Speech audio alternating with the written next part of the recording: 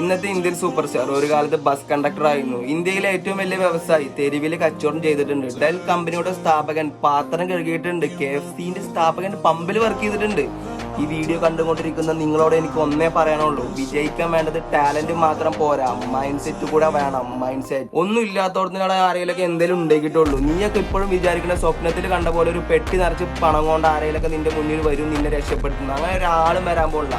നിന്റെ കയ്യിൽ എന്തെങ്കിലും വേണടാ, അപ്പോഴാണ് പെട്ടി നിറച്ചിട്ട് വണ്ടി നിറച്ചിട്ട് പൈസയും കൊണ്ട് ആരെങ്കിലൊക്കെ വരുള്ളൂ. ഞാൻ ഈ പറയുന്ന 3 കാര്യങ്ങൾ നിങ്ങളെ ലൈഫിൽ ഫോളോ അപ്പ് ചെയ്താൽ സക്സസ് ഉറപ്പാണ്, ഉറപ്പാണ്, ഉറപ്പാണ്. Discipline, consistency, focus. ഇത് 3 ഉണ്ടെങ്കിൽ മുത്തേ ഇന്നല്ലെങ്കിൽ നാളെ നീ സെറ്റിൽ ആവും, അത് ഉറപ്പാ. ഇത്ര ഉറപ്പിൽ ഞാൻ പറയാൻ കാരണം എന്താണെന്നറിയോ?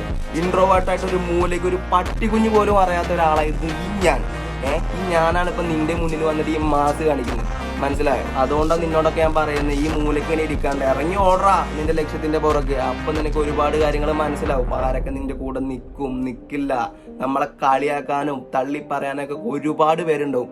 ഇവരൊന്നും നമ്മൾ മൈൻഡും ചെയ്യരുത്, അവർക്ക് റിപ്ലൈ കൊടുക്കുകയും ചെയ്യരുത്. നമ്മുടെ സക്സസ് അതായിരിക്കണം നമ്മുടെ റിപ്ലൈ. നമ്മൾ ഒന്നുമില്ലാത്ത സമയത്ത് നമ്മൾ ഒരുപാട് പേര് ഊമ്പിച്ചിട്ടുണ്ടാവും.